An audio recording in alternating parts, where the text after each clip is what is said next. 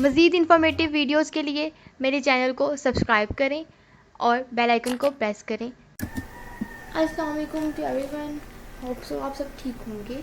चलिए जी lecture start करते हैं। जैसे कि लास्ट लेक्चर्स में हम लोगों ने सोशोलॉजी का रिलेशन दूसरी सोशल साइंसेस के साथ डिस्कस कर लिया। आज थर्ड जो टॉपिक है उसका फोर्थ पार्ट स्टार्ट करते हैं। ठीक है, सोशोलॉजी का एंथ्रोपोलॉजी के साथ क्या ताल्लुक है, क्या रिलेशन है, इसके ऊपर बात करते हैं कि सोशोलॉजी और एंथ्रोपोलॉजी के अंदर क्या रिलेशनशिप है। तो सबसे पहले आसान अल्फाज में आपको बता दूं, एंथ्रोपोलॉजी का वर्ड आप लोगों में से बहुत से बच्चों ने नहीं सुना होगा, तो कोई मुश्किल नहीं है, कोई डिफ़िकल्ट चीज़ नहीं है इसमें। बताती हूँ क्या है। एंथ्रोपोलॉजी जो उनसे है उसने कल्चर की स्टडी करनी होती है। किसके कल्चर की स्टडी करनी होती है? ज़ाहिर है लोगों के कल्चर की स्टडी करनी होती है, लेकिन कौन से टाइम पीरियड की स्टडी करनी होती है? पास्ट की। ठीक है, जो प्रीमिटिव सोसाइटी हैं, जो पास्ट में जो गुजर चुकी हैं, उन सोसाइटीज़ के जो कल्चर हैं उनकी स्टडी करनी होती है।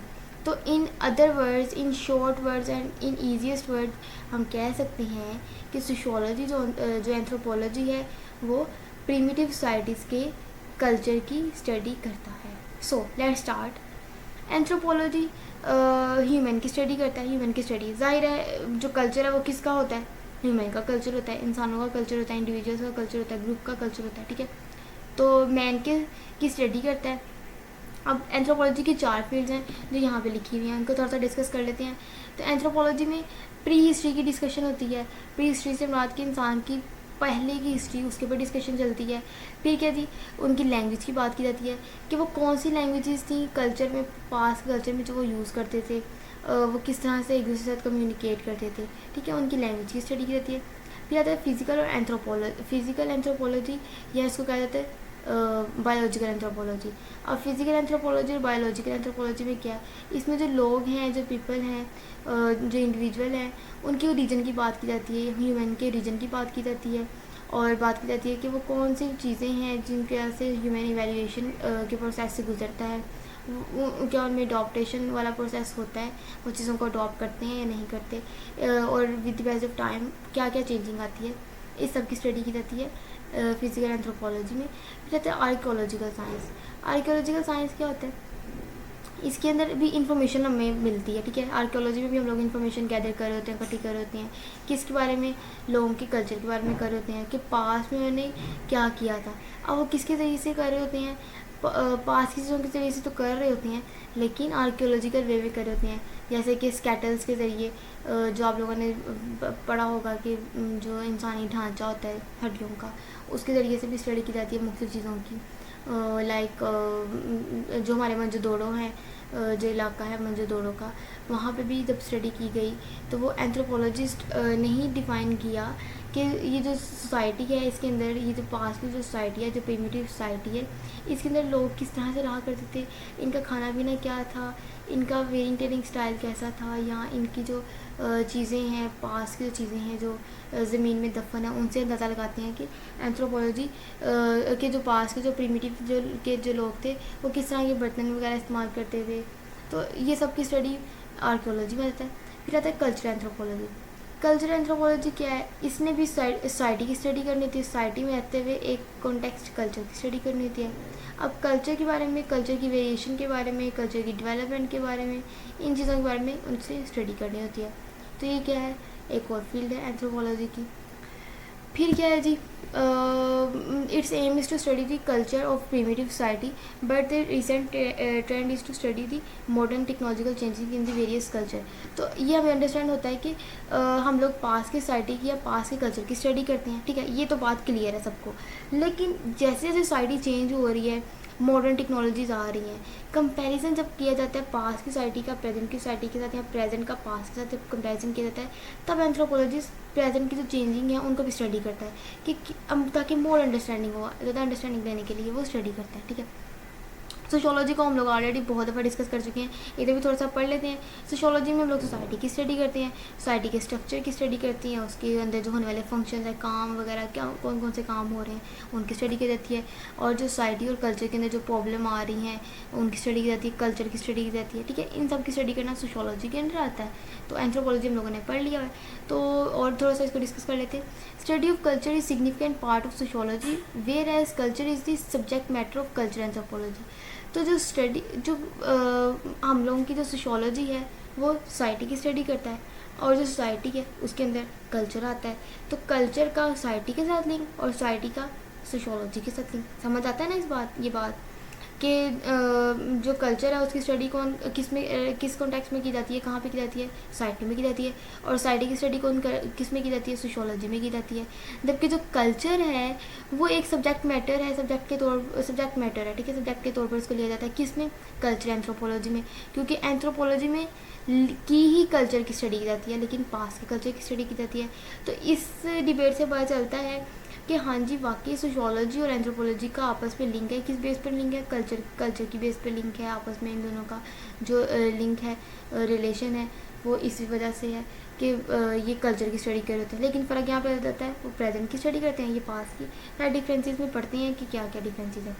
तो social and culture anthropology is an independent branch of sociology and anthropology. तो जो सोशल एंड कल्चर एंथ्रोपोलॉजी है वो सोशियोलॉजी और एंथ्रोपोलॉजी की इंडिपेंडेंट ब्रांच है। ओके, तो let's start with the differences कि क्या क्या डिफरेंसेस हैं इनके दरमियान में। तो सोशियोलॉजी है वो स्टडी करती है जो प्रेजेंट की जो टाइम पीरियड है, जो मॉडर्न टाइम पीरियड है, या सिविलाइज यानी कि जो डेवलप्ड जो सोसाइटीज़ हैं उनकी स्टडी की जाती है। तो जो आज की सोसाइटीज़ हैं वो सिंपल तो है नहीं, तो इट मीन्स कि वो कम्प्लेक्स है, उनकी स्टडी करता है सोशियोलॉजी। जबकि जो एंथ्रोपोलॉजी वो किसकी स्टडी करता है? वो सिंपल सोसाइटीज़ यानी कि पास्ट में जो गुजर चुकी उनकी स्टडी करता है। जो सोसाइटीज़ जो डेवलप नहीं थी, अनसिविलाइज थी, उनकी स्टडी करता है। या जो प्रीमिटिव सोसाइटी, जो पास्ट की सोसाइटीज़ है, उनकी स्टडी करता है। फिर क्या जी डिफरेंसेस, दूसरा डिफरेंसेस पढ़ते हैं। ये है often study part of the society and generally specialised in institution as a family, marriage, social change and social mobility. तो ये है सोशियोलॉजी के अंदर इन सब चीज़ों की स्टडी की जाती है, इंस्टीट्यूशंस की स्टडी की जाती है, जो हम लोगों ने इंस्टीट्यूशन पढ़े हैं बहुत दफ़ा, फैमिली, मैरिज, या सोसाइटी में जो चेंजिंग आ रही है, पॉलिटिकल साइंस, रिलीजन, इन सब की स्टडी करता है कौन? सोशियोलॉजिस्ट करता है, सोसाइटी में रहते हुए। तो सोशल मोबिलिटी के टॉपिक को भी हम लोग पढ़ते हैं। सोशल मोबिलिटी का टॉपिक मैं नेक्स्ट में कवर करा दूँगी, लेकिन इस टाइम मैं बता देती हूँ सोशल मोबिलिटी को एक वर्ड में। सोशल मोबिलिटी होती है कि जो चेंजिंग आ रही है सोसाइटी में, जो लेवल में चेंजिंग आ रही है, स्टेटस में चेंजिंग आ रही है, अप से डाउन हो रही है, डाउन से अप की तरफ जा रही है, उसको कहते हैं सोशल मोबिलिटी। अमीर शख्स गरीब हो रहा है या गरीब शख्स अमीर हो रहा है, इसको कहते हैं सोशल मोबिलिटी, ठीक है। ओके, तो जो एंथ्रोपोलॉजी वाले हैं उनका जो फोकस होता है किसके ऊपर होता है? सिर्फ कल्चर के एरिया पे होता है, ठीक है, उनका कंसर्न सिर्फ कल्चर की स्टडी भी होता है। तो जो सोशियोलॉजी वाले हैं वो दोनों तरह की सोसाइटीज़ की स्टडी करते हैं, स्मॉल सोसाइटीज़ की भी और लार्ज सोसाइटीज़ की भी। अब स्मॉल और लार्ज से मुराद ये नहीं कि कोई आपने डिफ़ाइन कर दिया कि अहाता डिफ़ाइन कर दिया कोई कि ये छोटी सोसाइटी है, बड़ी सोसाइटी इसकी स्टडी करते होंगे, नहीं। एंथ्रोपोलॉजी को पढ़ते हैं, उससे आप लोगों को अंडरस्टैंडिंग होगी कि स्मॉल सोसाइटी और लार्ज सोसाइटी में क्या फ़र्क है। Anthropology is usually concentrated on small societies such as nomadic, kids and Bakarwal etc. अच्छा जी, कहते हैं कि जो एंथ्रोपोलॉजी है उसके अंदर हम लोग छोटी स्मॉल सोसाइटी स्टडी की जाती है। जैसे कि आपकी जो नोमैडिक ख़ानदान होते हैं, जैसे जो एक खानाबदोश होते हैं, जो एक जगह से दूसरी जगह मूवमेंट करते रहते हैं।